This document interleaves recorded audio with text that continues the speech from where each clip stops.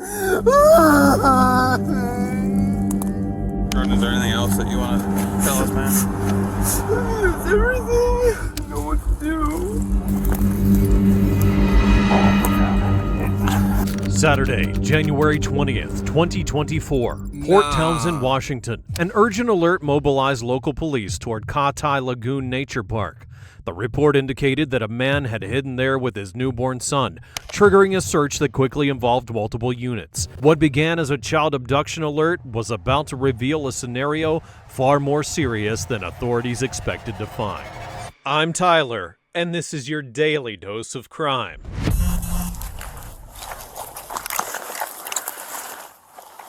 Sheriff's office, anybody in here?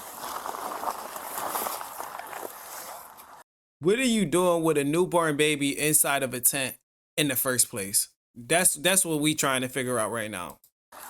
A tent.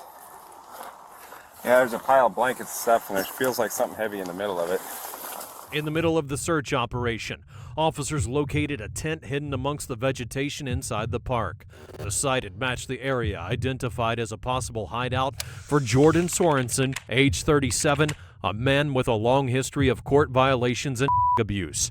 Moments later, officers found him there. He cried uncontrollably and through his sobs admitted that he had done something terrible. His reaction immediately raised the tension. Authorities knew the suspect had custody of a newborn, and they feared the worst-case scenario was about to become real. Okay, sit down. Put this arm up a little bit. Yep. You already got this one? Yeah. Okay.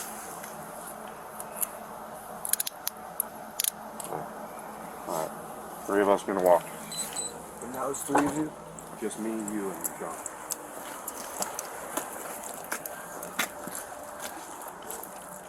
What's that? I woke up when you were fucking dead on my lap. Okay. Crazy.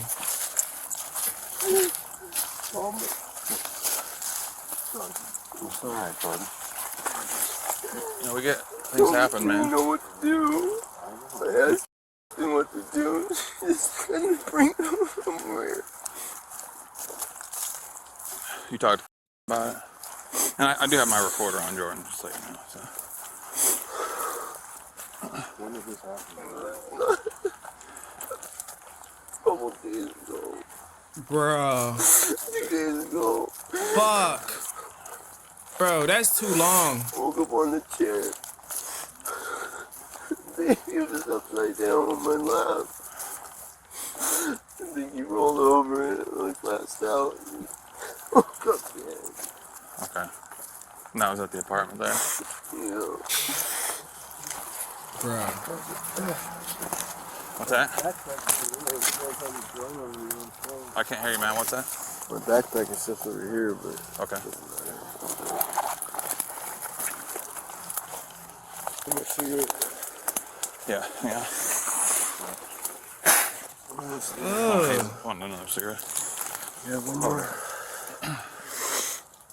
33, we're getting ATAC up and running. We're getting back here pretty far.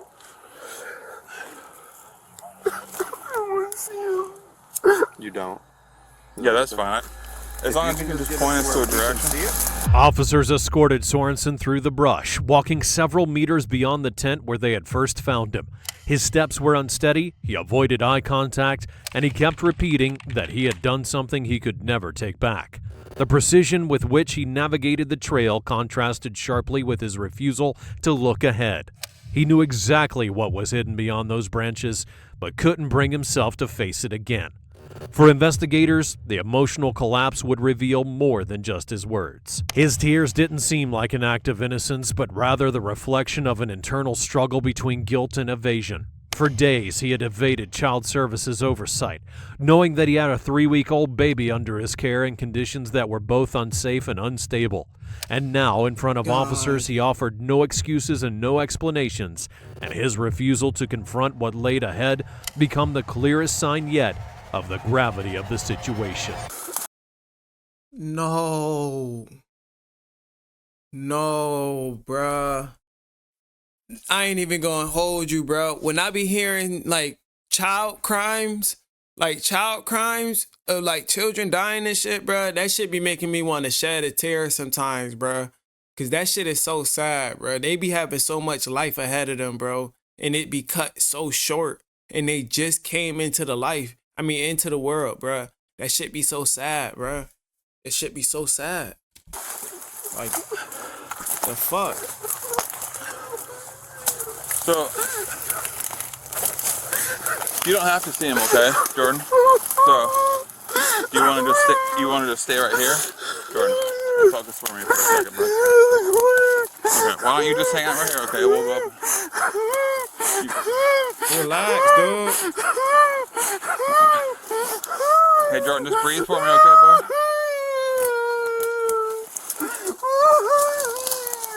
Just take a couple deep breaths for me, okay, man? Just take some deep breaths for me, okay? Just take some breaths for me, okay? Slow and deep breaths, alright? Jordan, listen to me, man. Deep breath, okay, bud?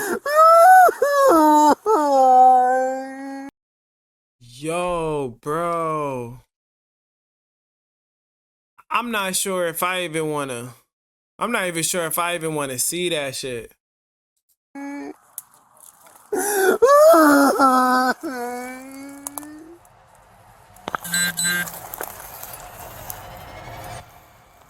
Oh my God. Affirmative. We found it.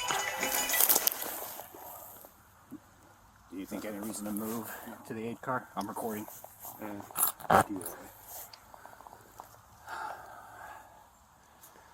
want to mark it on the phone? Oh my God. I'll pull it up. West. Cat. Police. Cat. You can call him from my phone if you want. You have your work phone. Yeah, here. This is why I smoke, bro. Can you call my work phone real quick? Would yours have the ATAC? Yeah, it does. Here, let me get that up and running. Or ITAC, I'm sorry.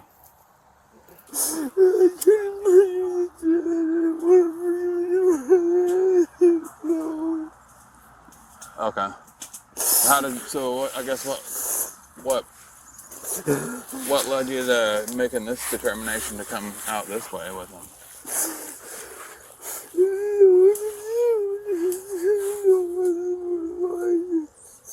Yeah, you said you weren't in your right mind?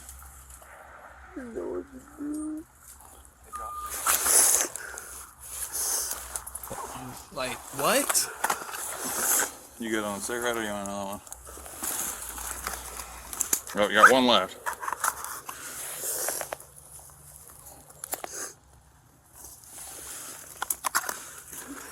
So did you just come out here and start walking until you kind of couldn't make it any further? Yeah. Are you going to bring out more advanced crime scene stuff or for more detailed? We'll talk a little more later. Okay. I'm just taking a bunch right now, but... Ready?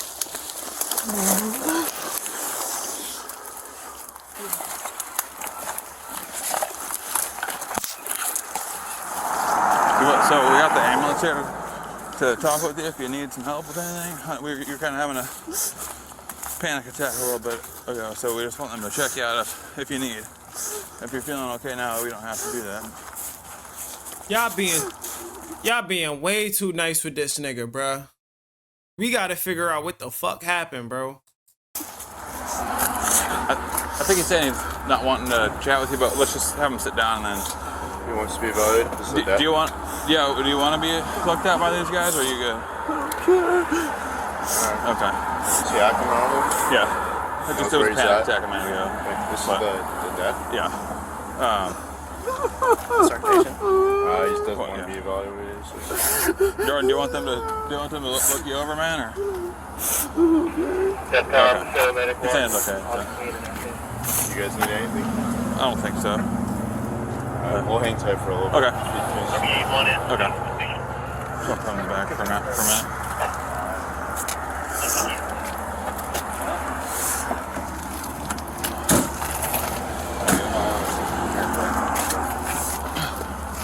Jordan, is there anything else that you want to tell us, man? It's everything. What's that? It's everything. Okay. I might come chat with you after you've cooled off a little bit, okay? Maybe later today or tomorrow morning. All right. After you had some time to process. Get this thorn out of your head, all right?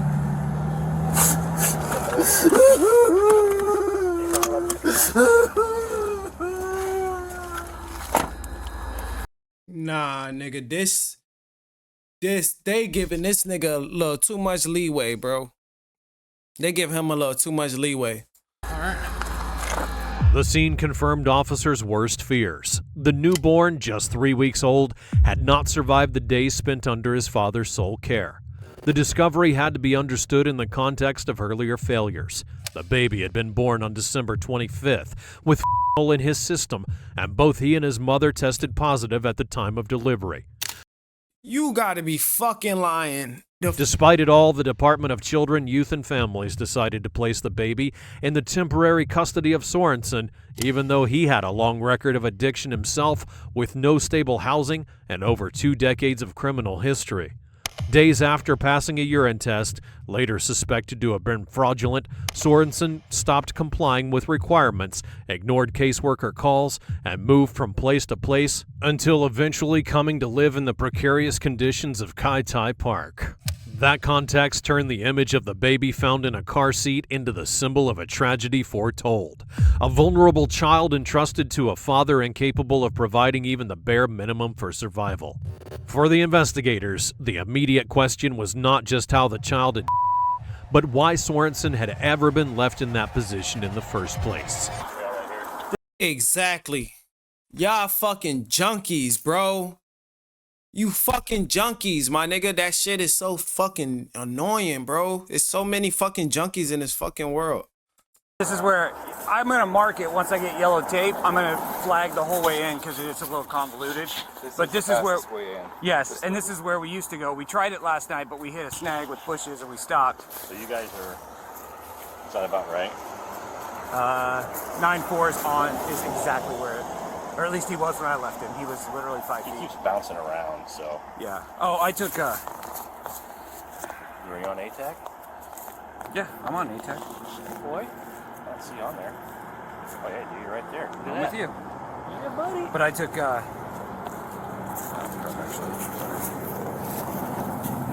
that's where I was standing right next to. See that Kai Tai parking lot right there? That's how close we are to the parking lot. But there's no way to get in there without bushwhacking. That's about right. Yep. Okay. Are we getting yellow tape? No, DC was supposed to bring a bunch. I'll walk to my car. It's all the way back at the entrance. Oh, because we need this all the way to that tree, and then I was going to flag it all the way to the site. Well, you want to wait here then? Or? Yeah, I thought the DC had some. All right, Jordan, go ahead and step on out.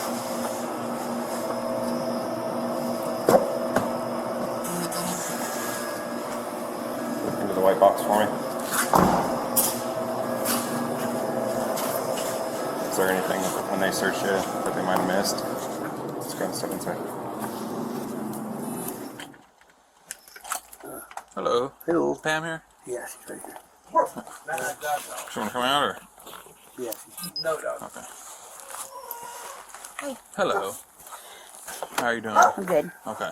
Do you want to chat here? Or do you want to? What do you want? What would you like to do? Can we sit inside or? Yeah. I kind of prefer to be in like a private space. We could sit either in the car, or would you mind doing that? Well. Okay. Yeah. If you don't mind doing that, we can do that. As Sorensen is taken into custody, an officer heads to his mother's home to gather more information. The visit mattered. Understanding the family environment became key to explaining how a man actively battling addiction with no stable residence and a long criminal record could end up with sole custody of a newborn. Okay, let me move my stuff here. Thank you. Yeah. I might just take some notes while we chat. Oh, of course. I'm recording just to let you know, okay? Of course. And then I'm going to start an actual recorder here, so just in case this thing messes up here, so. Okay. So we're obviously here to talk about what's going on with Otis and all that stuff, right? So if you just want to start from the beginning, and you can just give me what information that you know. And Okay. Wednesday, I say early afternoon. okay, I was listening to, because I could hear the baby monitor in the living room from the bedroom, and I could hear cry being muffled. You know, it doesn't take a rocket scientist to understand what that sounds like. And I had witnessed already different things with Jordan and the baby prior to that. okay, And the first thing that I witnessed was Jordan asleep in the recliner, and he had the baby like this, okay, and the baby's head was tucked under the elbow part, and he had his hand like this. And I screamed, I'm like, what the are you doing? Give me that baby. And I took the baby, and he's like, what? Like acting like he was waking up, you know? And I'm like, what are you doing? Do you realize what you're doing? And I took the baby, and I just walked out of the bedroom. When was that? That was, I think, maybe, God, I can't remember how many days prior to Wednesday. Okay, It could have been 2 or 3 days, I believe. okay, And then Wednesday, I could, like I said, I heard on the baby monitor the baby's cry being muffled. Let's back up real quick. What was he doing? What when you saw him doing that? I mean, was he just Okay, he's in the recliner like this, right? Okay. And the baby's head was like, it was tucked. Like he had the baby. face up or face down? Or? The baby was face down. Okay, I can't say 100% sure. All I know is the baby's head was like tucked underneath the elbow part. And his hand was like this. And he was asleep. The baby was asleep or Jordan was asleep? Jordan was asleep. Okay. And because I felt, the reason why I walked in there, because I just heard silence for a long time. And I didn't understand, it just felt odd. A gut feeling just said, go in there and check, you know? Okay. And so I went in there and I checked. And that's when I was like, what the you know, what are you doing? And he was startled because I snatched the baby up out of his arms. Hold on, not to interrupt you real quick. Let me just let him know. Hey, just let you know, I'm sitting here with her. We're doing an interview. So. Okay. And so that's when, I grabbed the baby and I'm like, what the hell are you doing? I said, what the are you doing? And he was like, what? And I was like, you don't realize what you were doing? Come on now. I mean, I was, just screaming at him. And so I did snatch the baby out of his arms and I ran out of the bedroom and I went in the living room, sat down on the couch with Otis, and it was just like making sure he was okay and he was vital and, and he was kind of like asleep, but but he just woke up and he was just like crying like a normal baby, and I was just consoling him and, and everything. And I believe I texted CPS on that one. And then on Wednesday, this is how it went. I was listening to the baby monitor and Hold on. If you texted CPS when it happened, you should know the exact day on when that incident occurred. What time was that? It was early afternoon. I can't give you an exact time. It was just early afternoon. Maybe noon. Maybe noon or 1 o'clock. Okay. And I could hear on the baby monitor the baby screaming and crying. And that's when Jordan gets frustrated.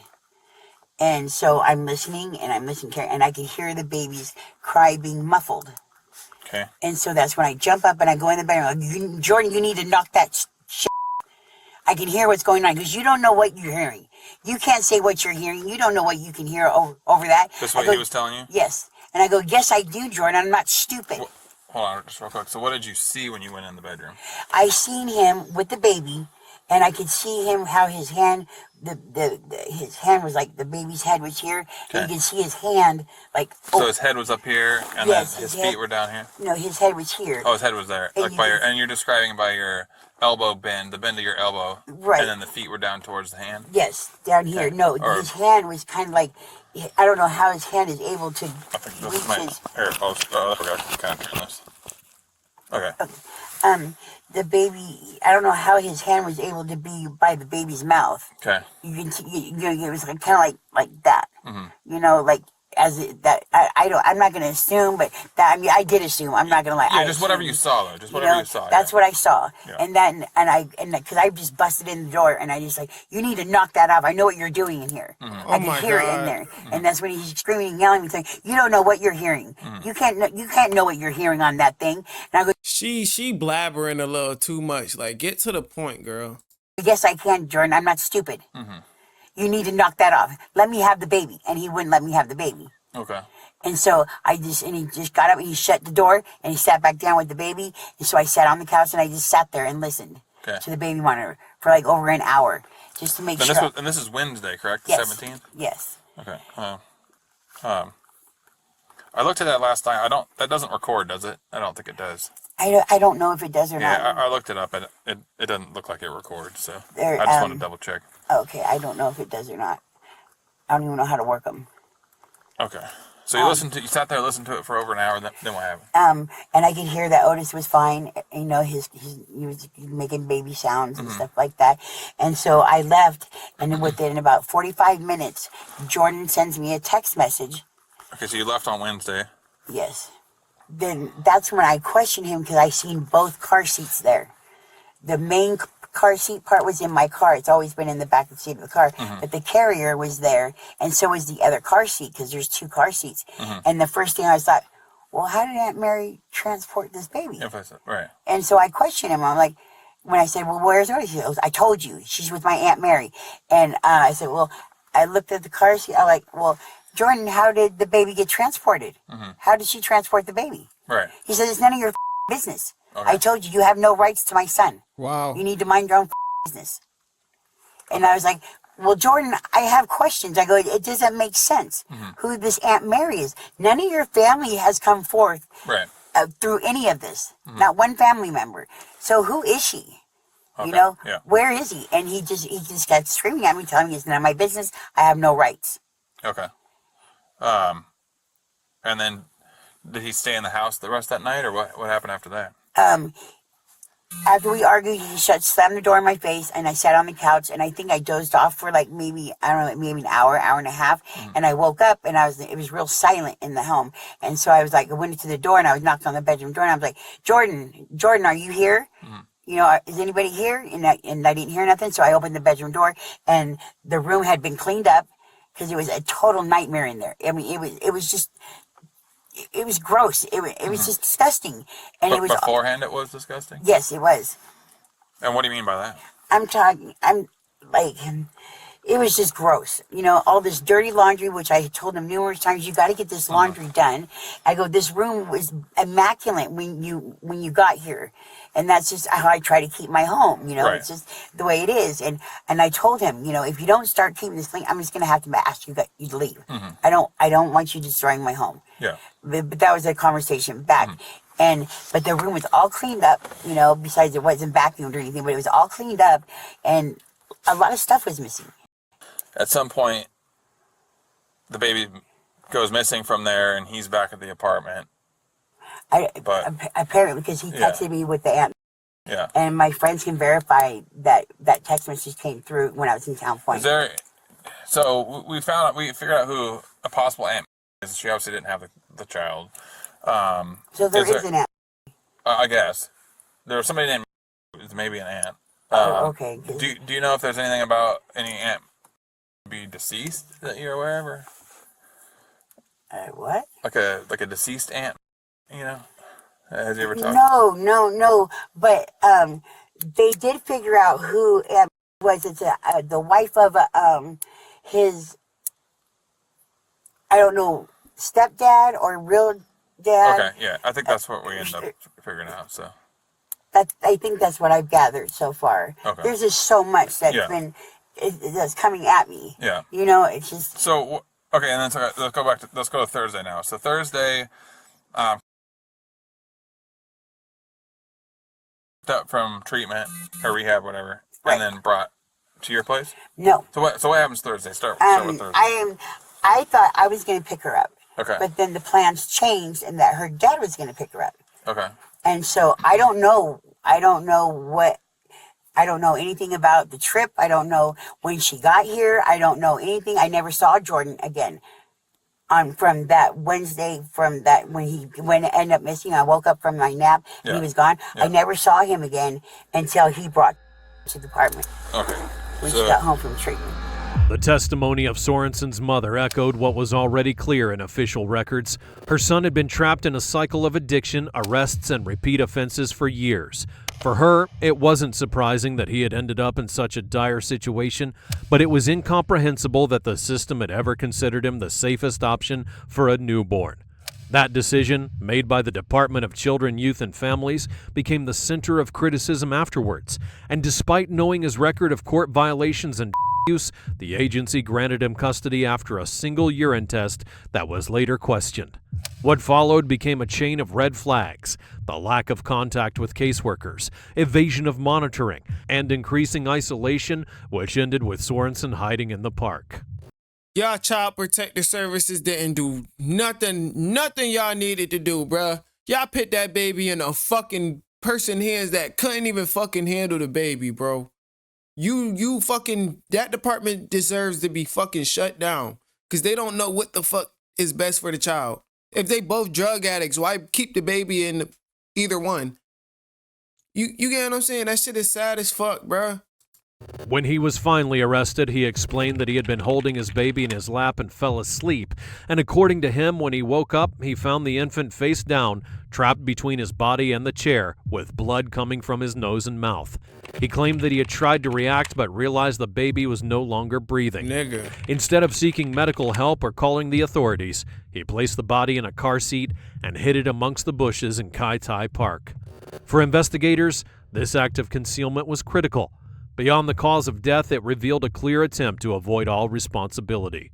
The autopsy could not contradict his account. The report listed the cause of death as undetermined, concluding the findings were consistent with Sorensen's version. With no evidence of intentional homicide or gross negligence, the Jefferson County prosecutor would drop all the charges in February of 2024, while leaving the door open to reopen the case if new evidence would emerge. Sorensen would be released, and the investigation closed without anyone being held legally accountable. No fucking way. No fucking way. I hate the fucking justice system.